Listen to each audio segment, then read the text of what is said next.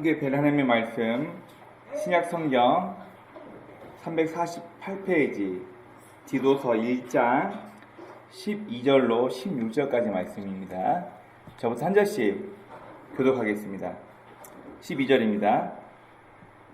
그레데인 중에 어떤 선지자가 말하되 그레데인들은 항상 거짓말쟁이며 악한 짐승이며 배만 위하는 게으름뱅이라 하니 이 증언이 참되도다. 그러나 내가 그들을 엄히 꾸짖으라. 이는 그들로 하여금 믿음을 온전하게 하고 유대인의 허탄한 이야기와 진리를 배반하는 사람들의 명령을 따르지 않게 하려 함이라. 깨끗한 자들에게는 모든 것이 깨끗하나 더럽고 믿지 아니하는 자들에게는 아무것도 깨끗한 것이 없고 오직 그들의 마음의 양심이 더러운지라. 다 같이 그들이 하나님을 시인하나 행위로는 부인하니 가증하는 자요 복종하지 아니하는 자요 모든 선한 일을 버리는 자니라. 아멘. 기도하겠습니다. 하나님, 오늘 우리에게 귀한 건강 허락하시고 오늘도 주 앞에 나와 예배 드릴 수 있게 하시면 감사합니다. 하나님, 항상 우리의 마음이 주 앞에 집중하게 하시고 우리를 향하신 하나님의 뜻과 계획이 무엇인지 깨달아서 우리가 하나님의 방법대로 하나님의 뜻대로 살아갈 수 있는 참다운 성도가 될 수 있도록 좀 인도하여 주옵소서. 우리가 한 주 한 주 또 하루하루 살아가면서 여러 가지 많은 유혹과 또 많은 시험거리에 빠져서 실패할 때도 있고 넘어질 때도 많이 있습니다. 하나님, 그럴 때마다 우리가 다시 한번 예수 그리스도의 피 한 방울 의지하여 주 앞에 나갈 수 있는 저희가 되게 도와주옵시고, 하나님, 우리가 의롭기 때문이 아니라 하나님의 작정하심과 십자가 사랑으로 말미암아 우리가 하나님의 의로운 아들 되었음을 기억하며 우리가 날마다 하나님을 쫓아 주의 말씀을 따라갈 수 있는 참다운 성도의 삶이 될 수 있도록 주님 인도하여 주옵소서. 오늘도 부족한 자가 주의 말씀을 들고 단 위에 섰습니다.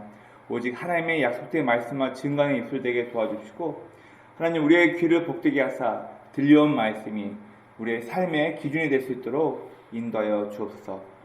오늘도 함께 하시고 우리 가운데 역사하시고 붙들어 주고 믿사하며 우리 구주 예수 그리스도의 이름으로 감사하며 기도드립니다. 아멘. 여러분 혹시 피타고라스 하면 뭐가 생각나시나요? 네, 우리 수학자 피타고라스, 아마 또 철학자기도 하고 아마 그분 생각이 날 텐데, 이 이야기는 피타고라스의 제자가 겪었던 양심에 관한 문제입니다.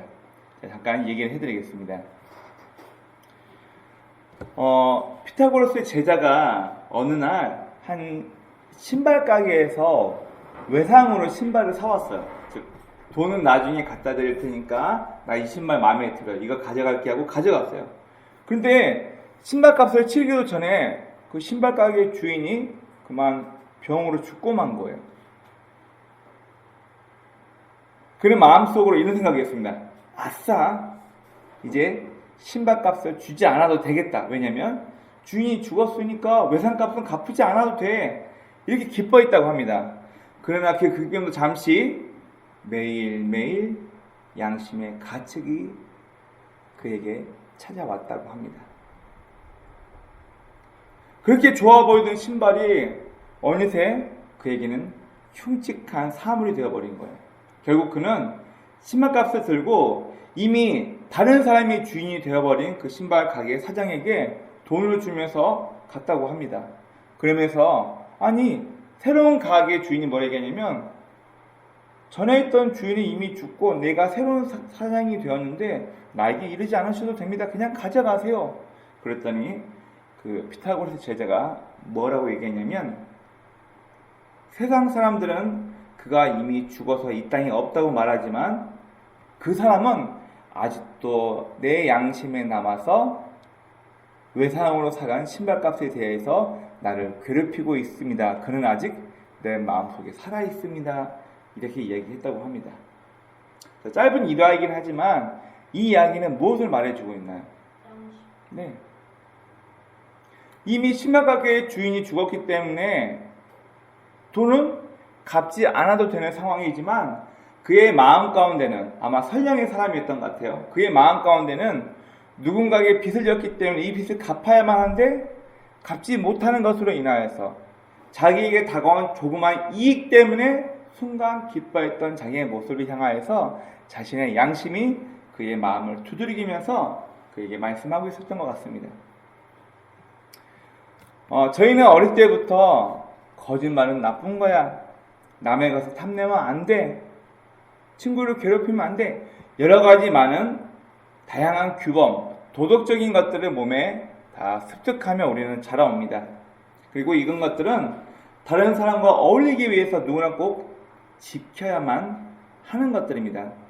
하지만 우리는 어렸을 때부터 이것을 지키고 이걸 내가 잘 간직해야지만 내 주변 사람에게 피해를 입히지 않고 사회생활을 할 수 있다는 것을 알고 있지만 사람은 가끔 나에게 좀 이익이 있거나 또 내 명예, 내가 책임지지 않아도 되는 문제가 발생하면 우리는 도덕이나 규범은 잠깐 멀리하고 나에게 이익이 오는 방향으로, 나에게 조금 더 명예스럽게 되는 것을 향하여서 우리는 잘못된 선택을 하기도 합니다. 오늘 서두에 말한 이 피타고라스 제자의 이야기는 자신의 양심의 소리를 외면할 수 없어 날마다 고통받는 내용을 소개하고 있습니다. 이렇듯 우리는 어린 아이로부터 어른까지 누구나 다 이 양심을 가지고 있지만 어떤 사람들은 올바른 양심의 소리를 무시해버리고 살아가는 사람도 종종 우리는 보게 됩니다. 우리 아이들 보는 만화 영화를 보면은 주인공이 무엇인가에 대해서 고민할 때 갑자기 빨간색 악마가 탁 나오고 한쪽에서는 하얀 천사가 나와서 소근거리죠. 천사 쪽은 아니야, 올바른 것을 선택해야 돼. 그리고 악마 쪽에서는 아니야, 보는 사람이 아무도 없어, 그냥 해버려. 네, 올바른 마음과 자기 이익 때문에 잘못된 마음 두 가지가 서로 갈등하고 있을 때 이 주인공이 누구의 말을 듣냐에 따라서 다음 행동으로 이어지게 됨을 우리는 만화를 통해서 많이 보게 됩니다. 그럼 하지만 타락한 인간의 본성은요, 아무리 도덕적으로 또 사회 규범적으로 무엇이 옳고 그르고를 배웠다 하더라도 우리는 이미 타락한 본성 때문에 자신에게 이득이 오는 쪽으로 우리는 선택하는 경우가 훨씬 더 많이 있습니다. 오늘 우리가 읽었던 이 짤막한 본문, 이 말씀에서는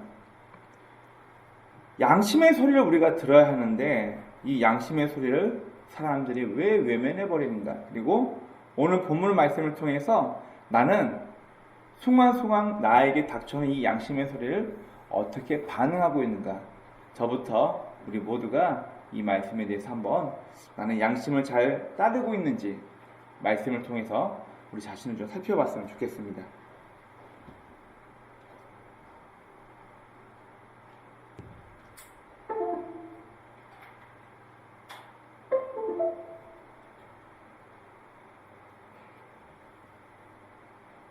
자, 먼저 우리가 읽었던 본문 말씀 잠깐 보도록 하겠습니다.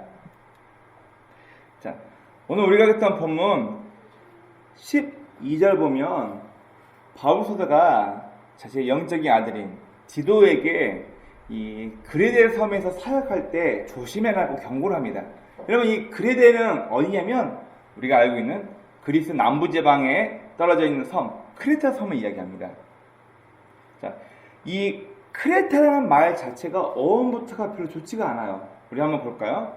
이 그레데에 관하여서, 자, 헬라어로 크레타라는 말 자체가 속이다, 속이는 사람이라는 뜻이에요. 그러면 이 크레타 섬 자체가 얼마나 불량한 사람들이 모여있던 곳이었는지 역사적으로 이걸 증명하고 있습니다. 자, 그리스에서는 이 크레타 섬이 왜 불량한 사람들이 모이는 섬이 됐냐면 범죄자들을 잡아다가 유배시키는 섬이 바로 이 크레타 섬이었어요. 실제로 이 크레타 섬은 그리스 남부지방을 약 100km 정도 멀리 떨어져 있는 섬인데 우리가 알고 있다시피 이 크레타 섬은 문명의 발상지이기도 하지만 그리스 시대에서는 범죄자들을 잡아다가 유배시키는 장소였기 때문에 이 크레타 지역에 있던 사람들의 성품 자체가 굉장히 거짓말을 많이 했고 남을 많이 속이는 사람들로 집단이 구성되어 있었다고 합니다. 자, 그래서 역사학자였던 이 폴리비우스라는 사람은 이 크레타 섬 사람들을 뭐라고 평가를 했냐면, 이들은 어떤 이익을 추구해도 결코 치욕을 당하지 않는 유일한 민족이다. 무슨 말인 거예요? 자기 이익을 위해서 어떤 나쁜 짓을 하더라도 그것 때문에 결코 양심의 가책을 받거나 그러지 않는다는 거예요. 한 쉬운 예를 이렇게 비교해 볼까요? 어른이 3살짜리 꼬마 아이가 먹고 있는 아이스크림이 먹고 싶어가지고 애 걸 뺏어 먹으면서 기뻐하고 즐거워해요. 어른이. 무슨 말이에요? 자기 이익을 위해서 힘없는 아이의 것을 뺏어 먹으면서 그 달콤한 아이스크림 때문에 기뻐하고 즐거워할 뿐이지, 자기의 어른으로서의 행동이 어린 아이의 것을 갈취했다는 것에 대해서 양심의 가책이 전혀 느낄 수 없는 그런 상태라는 것을 말하고 있는 것입니다. 이만큼 이 크레타 섬은 상당히 타락하고 자기 이익만을 추구하는 그런 잘못된 사람들을 많이 모여 있다는 것을 말하고 있습니다. 여러분, 그런데요, 이것은 단지 크레타 섬 사람들만의 문제였을까요? 그럼 우리가 TV 뉴스만 돌려보면 저는 가끔 그런 생각을 하게 됩니다. 고위 관직자가 되면은 부정부패를 저지르지 않을 수가 없는 건가? 여러분, 한번 이런 생각도 해봤습니다. 우리나라의 정치인은 우리가 생각하는 것만큼 양심적으로 깨끗한 사람이 없는 것 같다는 생각이 들 정도예요. 뉴스만 들어보면 누군가 한 명 고위 관직자로 추첨이 되면 캐면 캘수록 나오는 게 뭔가 부정과 비리들, 그리고 그의 자녀들에게 속한 모든 것들. 단순히 오늘 성경 말씀에서 크레타 섬의 사람들만의 문제가 아니라 어쩌면 오늘 이 시대를 살고 있는 우리 모두의 문제인 것 같아요. 보는 사람이 없다면, 걸리지만 않는다면, 너와 내가 짜고서 이 문제를 항구하면 아무도 알 수 없으니까 대부분의 사람들은 이 약한 본성 때문에 걸리지만 않는다면, 보는 사람이 없다면, 그래, 내 유익을 위해서라면 조금 욕먹어도.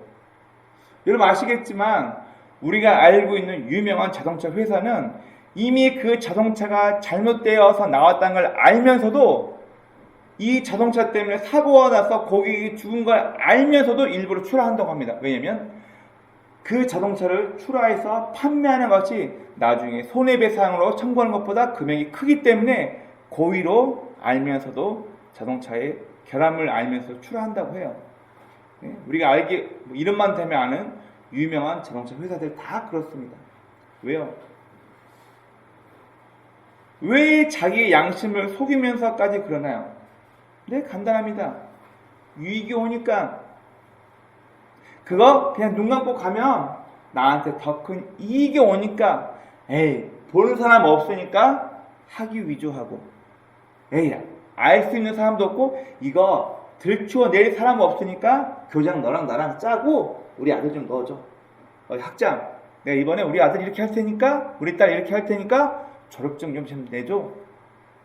보는 사람이 없는데 내가 이만큼 돈을 지불했으니까 너랑 우리만 이만큼 하면 되는데.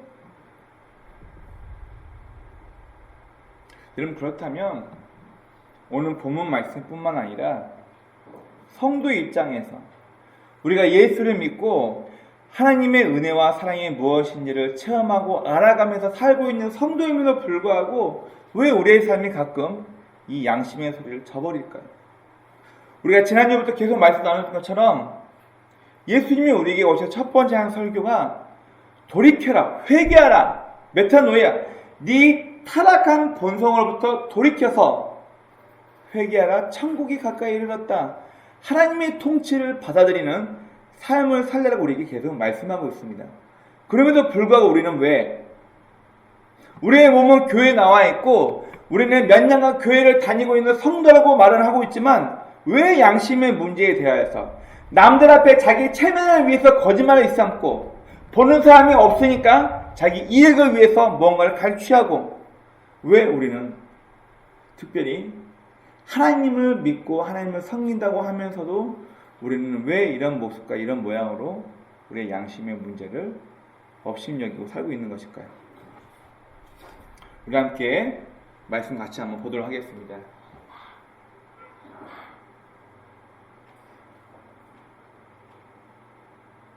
우리 사람들이 이 양심의 소리를 무시한 이유들을 제가 한 5가지로 정리해 보았습니다.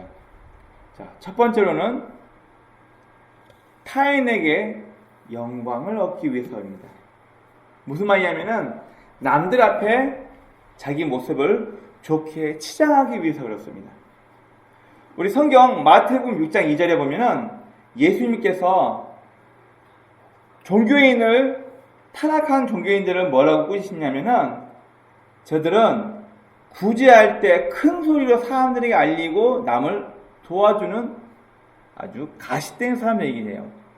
여러분, 내가 정말 저 사람 불쌍해 도와주고 싶은 마음이 있으면 몰래 가서 그 사람이 필요한 것을 채워준다든지 그 사람을 도와주면 되죠. 그런데 예수님 당시에 이 바리새인과 서기관들, 종교인들은 어떻게 다른 사람을 도와줬냐면 자신이 불쌍한 사람을 도와줄 때 북을 치거나 종을 쳐가지고 동네나 시장 사람들이 다 알리는 거예요. 자, 내가 지금 이 불쌍한 거름뱅이를 도와주니까 북을 치는 거예요. 종을 치면서 그 사람에게 적선을 하거나 그 사람을 도와주면서 모든 사람들이 그 사실을 알립니다.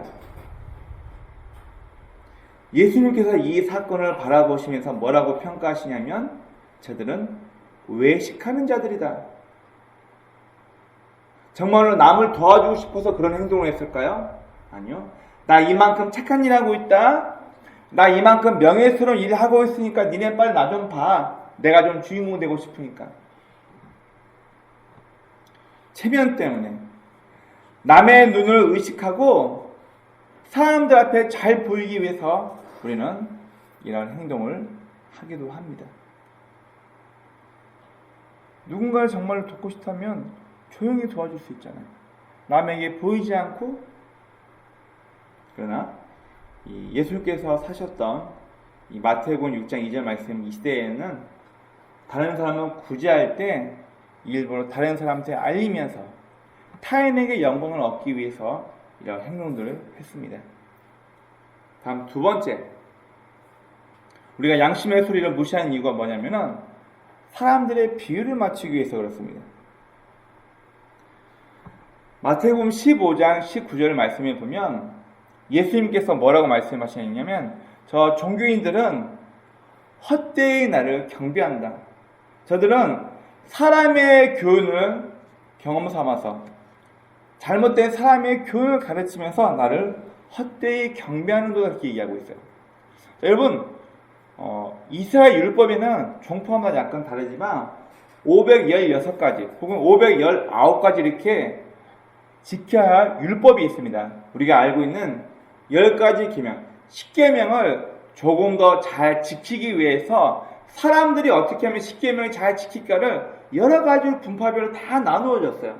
이걸 다 지켜야 되는데 예수님께서 당시 사람들의 심리를 보고 뭐라고 말씀하시냐면은 저들이 내가 하나님께서 주신 말씀을 사랑하고 존경해서 지키는 것이 아니라 사람들 앞에 잘 보이기 위해서 사람의 비율을 맞추기 위해서 저들이 잘못된 모습으로 거짓된 모습으로 나를 경배한다 이렇게 얘기하고 있습니다. 여러분 사람의 범죄 심리학을 공부해 보면요 특별히 이제 막 또래 집단에서 자신을 과시하고 싶어하는 젊은 아이들이 주로 많이 하는 행동이 뭐냐면 이 개인의 범죄 심리가 아니고요 무리 집단의 범죄 심리를 따른다고 합니다. 개인은 자기 욕구 때문에 자신의 불만 때문에 어떤 범죄를 저른다면은 집단의 범죄는요 누군가 한 명 잘못된 선택을 하려고 해요. 그런데 모두가 재밌어하고 거기에 동조해버리면 그걸 죄로 여기지 않는다는 거예요. 우리 여성분들은 조금 듣기 거북할 수 있겠지만 우리 남자들이 여성들을 성폭행 할 때 한 개인이 하기는 어렵고 집단이 쉽게 한답니다. 왜냐면 너도 그러냐? 그럼 나도. 우리가 그러냐? 그럼 나도. 즉 다수가 잘못된 부분을 따라갈 때 이성이 마비된다는 거예요. 그래서 개인의 범죄 심리와 무리, 집단의 범죄 심리가 다른 이유는 바로 곰곰이 생각해보면 무엇이 옳고 그르고를 따져볼 수 있는데 자기 주변에 있는 무리와 집단이 그런 행동을 하게 되면 이성이 마비된 채 거기에 따라 자기도 속해가게 된다는 겁니다. 다음 세 번째입니다. 우리가 양심의 소리를 듣지 못하고 무시한 이유는 올곧은 마음이 약하기 때문이에요. 즉 순간 자신의 이익 때문에 진리를 외면해버린다는 거예요. 제가 좋아하는 마틴 루터 킹 목사님이 일화가 있습니다. 이 마틴 루터 킹 목사님 어떤 분이신지 아시죠? 흑인 인권을 위해서 운동했던 목회자요. 운동했던 분이십니다. 이분이 옥에 투옥됐을 때 한 사회부 집회라는 기자가 가서 이 마틴 루터 킹 목사님의 일화를 녹취를 한 게 있어요. 무슨 얘기가 있냐면 아니 목사님은 목회만 해도 되는데 왜 흑인 인권 운동을 해가지고 칼도 맞고 총도 맞고 집도 폭파당했어요. 이 루터 킹 목사님을 죽이기 위해서. 자, 그런데 이 목사님이 무슨 얘기를 했냐면 자기 자신을 비유를 하면서 얘기를 합니다. 기자 양반, 내 얘기 한번 들어보시오. 한 남자가 35살에 모든 인간이 따라야 할 중요한 대의와 목적을 발견했습니다. 그런데 총에 맞을까봐, 칼에 맞을까봐, 집이 폭파될까봐 자기를 얘기하죠. 이런 위협 때문에 그 중요한 진리의 핵심을 외면한 채 안전하게 살기 위해서 그 남자가 먼 훗날 95세가 될 때까지 95이 될 때까지 살았다고 해봅시다.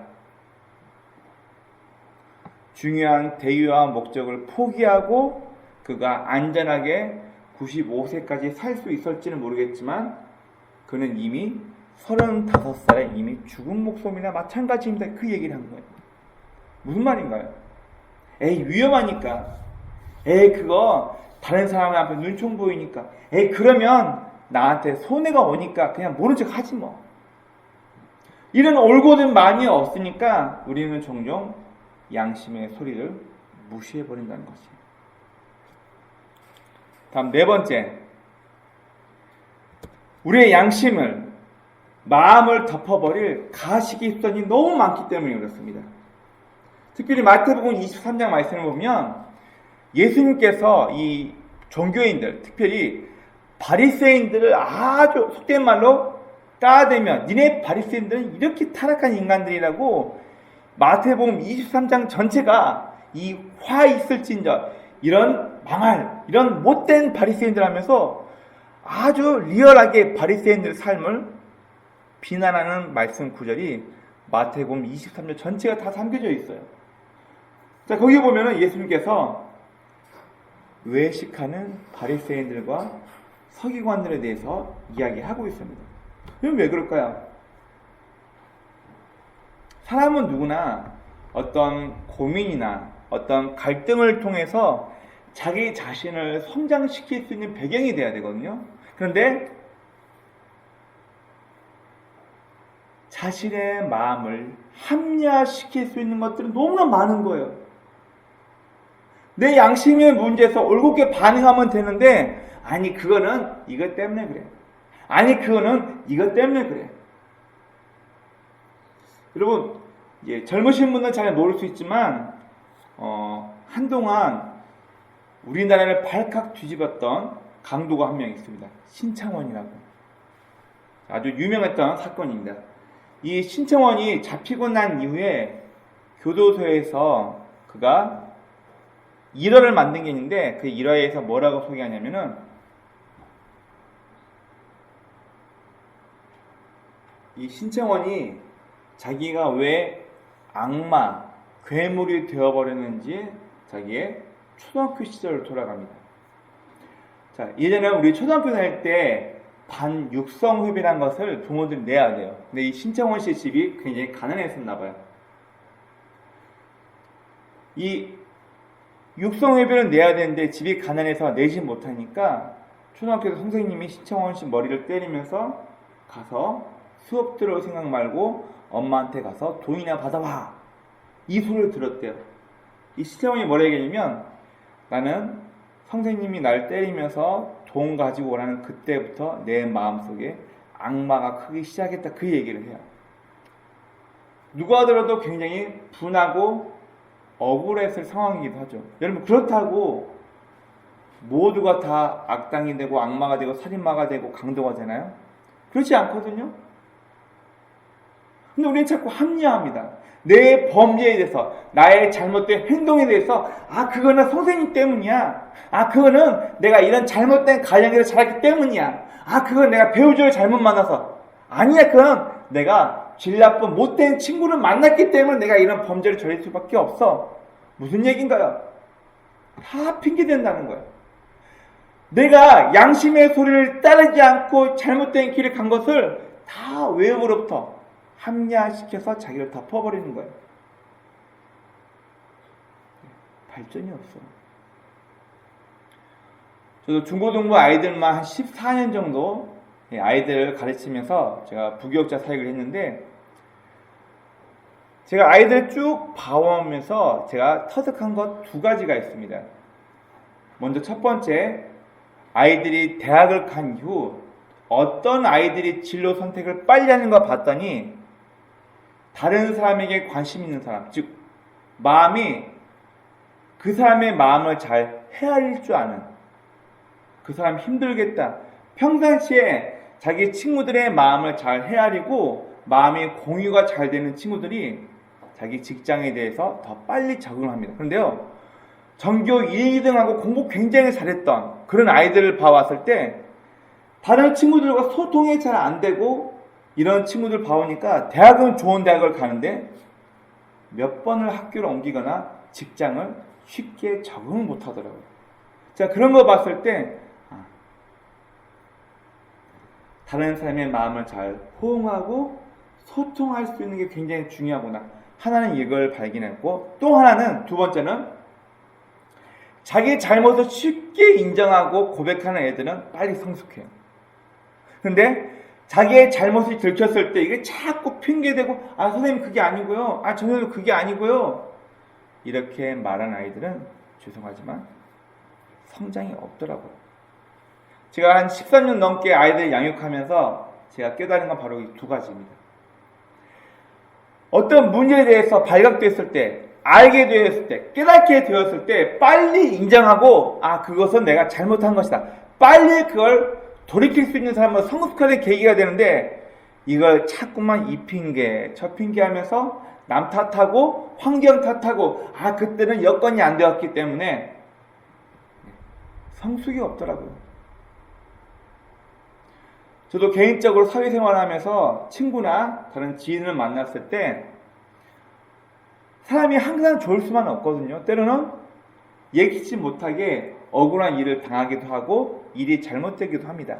근데 저는 개인적으로 여러 사람을 만나고 경험해보니까 핑계대는 사람은요, 더 이상 제가 가까이 하질 않아요. 그냥 같이 회사에서 일하면서도 대표 앞에 혹은 다른 상사 앞에 죄송합니다, 제가 한 번 더 해보겠습니다, 이런 사람은 자기 잘못이 아니더라도 어떻게든 그걸 해결하려고 하는 그런 마음이 있는데, 그거 제가 안 한 거 김대리가 한 거거든요, 그거 제가 한 게 아니고 누가 했던 건데요. 어떤 일이 있을 때 책임을 지지 않으려고 핑계대는 사람의 특징을 보면 성숙이 없어요. 저는 그렇게 남을 원망하고 핑계대는 사람 가까이 하지 않고 말로 섞고 싶지가 않습니다. 우리가 양심의 소리를 저버린 이유가 바로 내 마음의 가식을 덮어버릴 수단이 너무 많다 보니까 핑계댈 것들이 너무 많다 보니까 우리는 양심의 소리를 듣질 못하게 됩니다. 그리고 마지막 5번째, 무서운 이야기입니다. 디모데전서 4장 2절에 보면은 회개할 수 없는 완전히 타락한 사람들에 대해서 이 뭐라고 표현하고 있냐면 양심에 화인 맞은 자들이다. 여러분 이게 무슨 얘기인가요? 자, 지금은 광고에 잘 나오지 않지만 옛날 미국 서부에서 이 소가 우리 집 재산입니다. 이 소는 우리 거예라고 표현하기 위해서 어떻게 하냐면은 자기 집 마크가 새긴 쇠를 불에 달궈가지고 소 허벅지나 엉덩이에다 불로 지져요. 가죽 있는 털을 살짝 태워가지고 마킹을 합니다. 그래서 그걸 영어로 iron the fire, 뭐냐면 불을 이용해서 철을 지져가지고 이걸로 가죽을 찍어서 인을 만든다는 거예요. 성경에서 양심의 화인 맞은 얘기는 뭐냐면은 잘못한 것에 대해서, 죄악에 대해서 살아있게끔 반응을 해야 되는데 양심이 불로 지져버려가지고 찔려도 감각이 없는 거예요. 그래서 바울은 이 디모데전서 4장 2절에서 양심의 화인 맞은 사람이라고 얘기를 합니다. 무슨 말인가요? 즉 고의로 잘못됐다는 걸 알면서도 이것을 회피해 버린다는 거예요. 우리 아이들 가운데 거짓말을 즐겨하는 아이들의 특징이 몇 가지가 있습니다. 부모나 주변 또래 집단에게 인정받기 위해서 자기 자신을 과대 포장하거나 하면서 아이들의 특징이 뭐냐면은 거짓말을 진짜인 것처럼 믿어버려요. 우리 보통 남자 아이들보다는 여자 아이들 사이에서 이런 일이 많이 있습니다. 거짓말을 하면서도 그 거짓말이 진짜라고 스스로 믿어버려요. 무슨 얘기인가요? 물론 이제 정신과에서 고쳐지기도 하지만 대부분 사람이 어떤 걸 선택하느냐, 이 상황에서 내 자신을 드러낼 것인가, 아니면 거짓말을 해서라도 내 자신을 사람들 앞에 나를 갖추어서 보이는 모습으로 포장할 것인가. 성경은요, 우리가 원하는, 우리가 듣고 싶은 축복에 관련된 이야기만 있지 않습니다. 앞에는 저도 설교 준비할 때 항상 그런 갈등을 합니다. 성도들 듣기 좋은 설교를 해야 할까?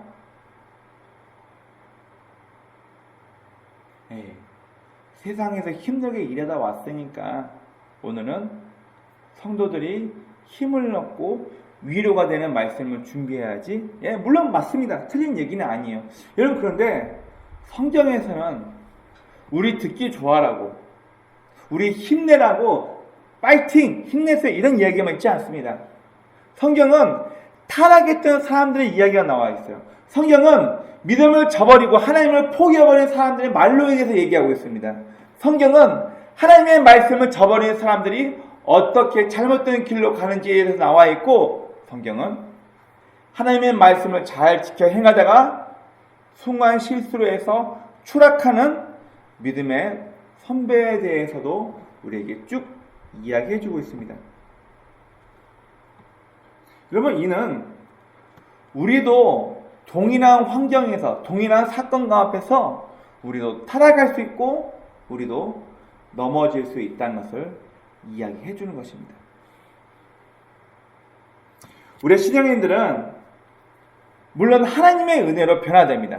하지만 더 중요한 것은 이 약속된 하나님의 말씀으로 내 자신을 비추어 봤을 때 분명 갈등이 생겨요.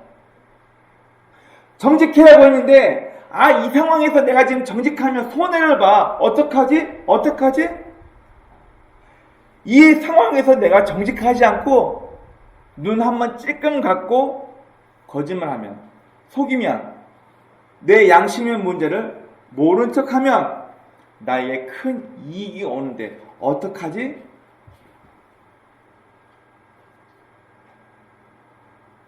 갈등이 있어야 된다는 거예요. 내 삶의 태도와 하나님의 약속된 말씀이 맞닥뜨렸을 때, 이 갈등이 일어났을 때 내가 과연 하나님의 말씀을 따라서, 양심의 부분을 따라서 하나님의 말씀을 쫓아갈 건가, 아니면 양심의 소리를 저버리고 내 이익과 내 명예를 위해서 선택할 건가. 이 두 가지 사이에서 무엇을 선택하냐에 따라서 어떤 사람은 영적으로 성장하는 사람이 있는가 반면, 어떤 사람은 교회를 오래 다니고 신앙생활을 오래 했다고 하지만 여전히 그 수준이 밑바닥에 거하는 사람들도 있습니다. 여러분, 이렇게 질문 한번 해보고 싶어요. 빌 하이비스 목사님의 책 제목이기도 하지만, 죄악된 환경 속에서 나는 어떻습니까? 보는 사람이 아무도 없을 때 나는 성도다운 선택을 하고 있습니까? 우리는 나 자신이 나약하고 타락한 성품을 가지고 있는 죄악된, 이미 원죄를 가지고 태어난 악한 타락한 본성이 있음을 우리는 인정해야 합니다. 자기 이익 때문에 또 체면 때문에 이 부도덕함을 멀리하기 위해서 우리는 늘 날마다 내 마음속의 동기를 살펴야 해요. 여러분, 책 가운데 아직도 가야 할 길, 이런 책 제목에 정신과 의사가 쓰인 책이 있습니다. 아직도 가야 할 길. 그리고 이 굉장히 좋은 책인데, 이 책을 누가 썼냐면 스카펫이라는 박사님이 쓰신 책이에요. 이 정신과 박사님이신데, 이 후속작으로 거짓의 사람들이라고 제가 대학원 다닐 때 읽었던 책인데, 이 내용에는 이 스카펫 박사님이 두 아들을 잃어버린 젊은 부부를 상담하면서 얼마나 이들이 타락하고 더러운 인간인지에 대해서 이 사례를 써놓은 게 있습니다. 저는 잘 모르겠는데 미국에서 아이들이 18살, 19살 성인이 되면 권총을 소지할 수가 있대요. 아마 첫째 남자애가 성인식이 될 땐가 봐요. 성인이 될 땐가 봐요. 부모가 아이에게 권총을 선물로 했어요. 그런데 미국이라는 나라는 범죄가 워낙 많기 때문에 자신을 보호하기 위해서 총기를, 허가증을 받고 총기를 소지할 수 있는데, 문제는 이 총을 가지고 큰아들이 자살을 했습니다. 얼마 후 시간이 좀 흘러서 둘째 아들도 나이가 19살이 된 거예요.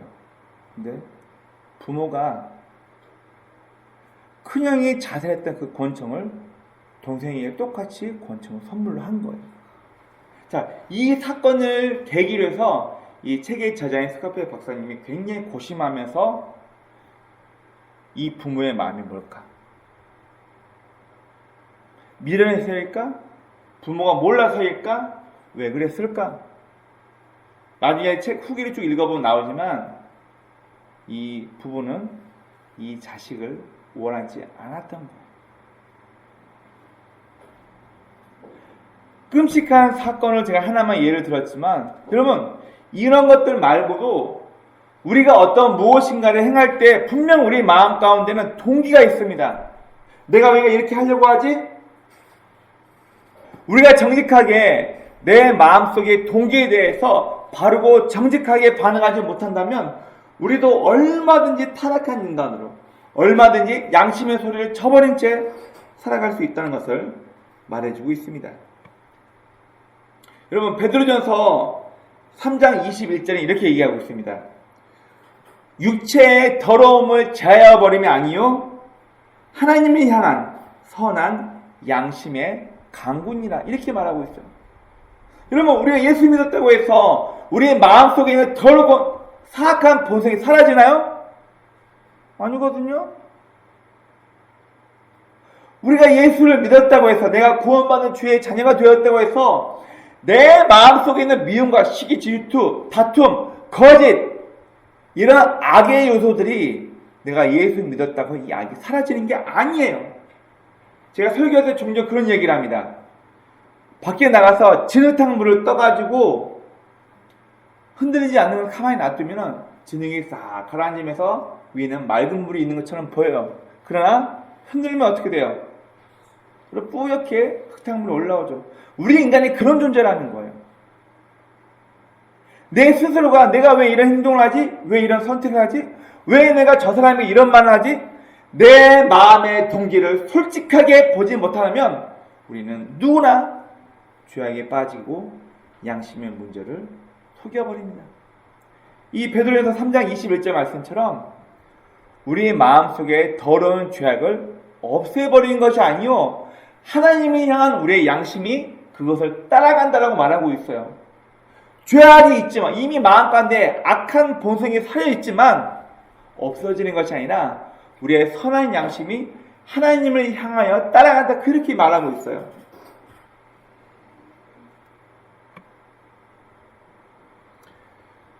이외에도 바울은 로마서 12장 1절 2절에서 우리의 삶을 거룩한 예배로 하나님께 드려야 한다고 말하고 있습니다. 우리가 종교적으로 의식적으로 주일날 한두 번 11시 예배, 1시 예배, 수요 예배, 금요 예배 이때만 드리는 예배를 말하는 것이 아니라 우리가 직장에 있건 가정에 있건 내 친구를 만나건 우리의 모든 삶의 터전과 우리의 모든 순간순간이 하나님께서 나를 받으신 예배의 순간이 된다고 말하고 있어요. 왜요? 우리가 양심의 소리를 들으며 올바르게 올곧게 하나님이 원하시는 방향으로 살아가는지 아니면 이 양심의 소리를 무시해버리고 내 이익과 사람들 앞에 보여줄 내 체면을 위해서 잘못된 선택을 하는지 우리의 삶 자체가 예배라는 거예요. 그래서 명령을 합니다. 우리의 삶을 하나님이 기뻐하시는 거룩한 산 제사로 예배드리라. 살아있는 재물이 죽어있는 채로 각을 떠서 드리는 번제가 아니라 living sacrifice 살아있는 재물로 너네 살아있는 삶 자체로 하나님 앞에 재물을 드리라 말하고 있어요.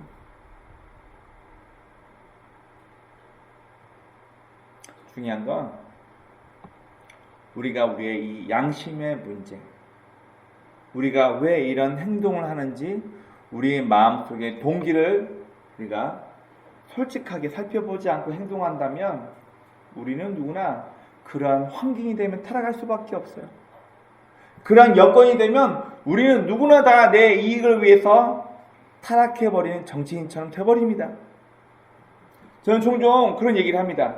과거에는 뉴스를 통해서 여러 정치인이나 이런 위정자들을 보면서 저 사람들 왜 저래?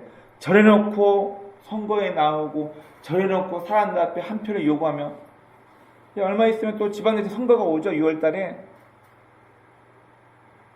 여러분 그러나 저도 나이가 1살, 2살 먹어가면서 동정하는 건 아니에요. 그러나 나도 저 사람과 같이 똑같은 저런 환경이 있다면 나도 저 사람처럼 저런 위치에 와 있다면 나는 타락하지 않을까? 그러면 저도 자신할 수 없다는 거예요. 우리는 매 순간 우리 주변의 친구를 통해서 지인을 통해서 심지어 우리 부모 형제를 통해서 내가 속해 있는 집단과 환경을 통해서 매 순간 나의 이익과 명예를 절취할 것인가 양심의 문제를 쳐버릴 것인가 우리는 매 순간 선택의 기로에 놓이게 됩니다. 원하옵기는 저와 여러분은 우리를 향한 하나님의 뜻과 계획이 무엇인지를 명확히 깨닫고 내 마음속의 동기를 놓쳐버리지 않고 내가 왜 이런 말, 이런 행동, 이런 결정을 했지? 내 마음의 동기를 잘 살피고 하나님 말씀 앞에 그 삶을 던질 수 있는 저와 여러분의 복된 삶이 되시길 주의 이름으로 축원합니다. 아멘.